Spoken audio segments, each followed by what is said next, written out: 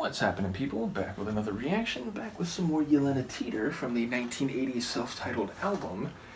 And we're up to a tune that, according to Google Translate, is Shall We Love? Or, I gotta make sure I got this right. It's like, Shall We Love, Then Shall We Love to Buddy Holly. So, I know who Buddy Holly is. I don't actually know all that much about his career or music, but I am aware of his legacy and untimely death. And it does make me think of the Weezer song, Buddy Holly. Nevertheless, I wonder if this translation is accurate. It feels like there's a rhythm to it, that it might be the chorus, and there might be a rhythmic or a syllabic reason why the opening phrase is repeated.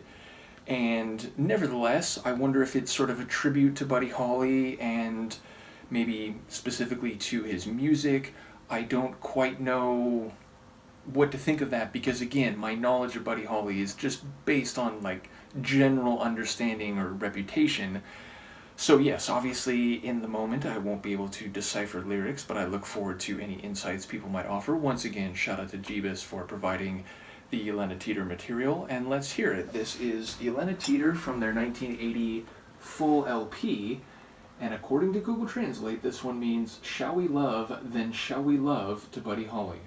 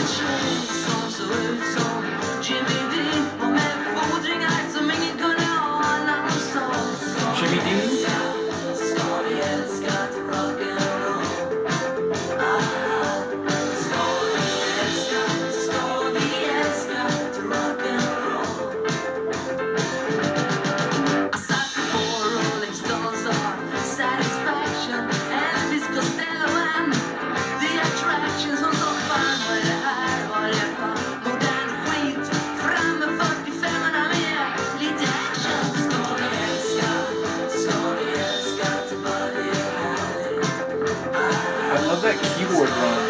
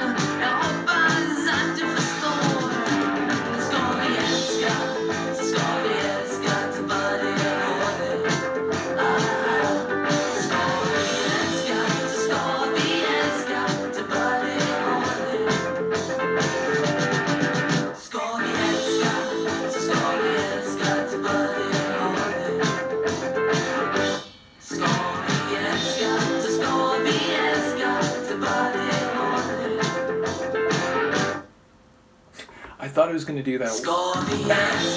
Get out of here.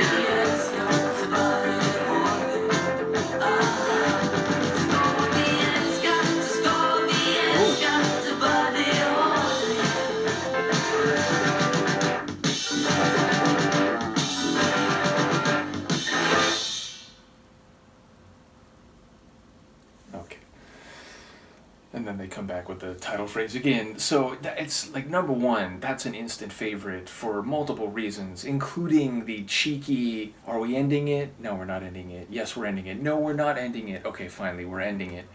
Bit in the final stages. But I love that keyboard run. I mean, there were a couple keyboard runs, but that one with a bit of an electricity, it was like, an electronic keyboard run, melodic run, but it was like trill-like, but it wasn't a trill. It wasn't just two notes going back and forth, but it was a very rapid fire and simple riff, but it did have a bit of up-down to it, and it was really compelling, and it fit with the more rock and roll guitar sonics perfectly. And there were a couple different arrangements, a bit more dense, and then there was a section where it was really just like a guitar soloing with that keyboard run.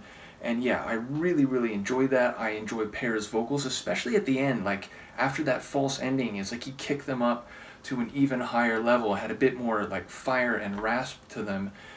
And yeah, I love, like, okay, so, Rolling Stones, Satisfaction, Elvis Costello, Jimmy Dean, obviously Buddy Holly, but it feels like this is maybe a love letter or a respect of the lineage to multiple figures in the musical / rock and roll world.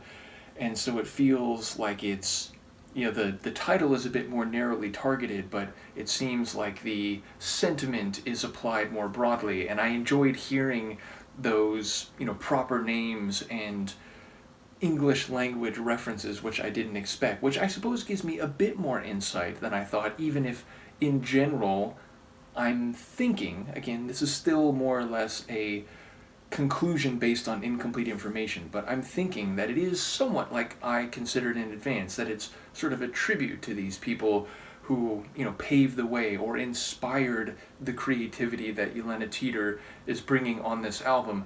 And once again, the guitar work, fantastic, a bit more like long stroke, then a bit more intense and fast, and then really kind of getting into a rock and roll mode. And as I said, I love that cheeky stop-start. It's leading to an end that you think would be a natural conclusion. They come back again, then it really seems to stop. Then nope, we're not stopping, we're kicking it up. And okay, now we're doing a drum roll, a drum roll, a drum roll, and we finally stop. So yeah, I like that. And speaking of the drums, there was a section where I was really noticing the crash cymbal. Like my ear often keys in on the ride cymbal, which, as I always explain, is a product of me liking a lot of different types of, underground techno, where there's just like measure changes where the ride cymbal's going to come in regular or double time. This time I was noticing the crash cymbal, which gives it, a bit more drama, a bit more intensity. So yes, just a really cool tune, instant favorite. I obviously look forward to any insights people may have. Let me know what you think, and I'll see you for the next one. Peace.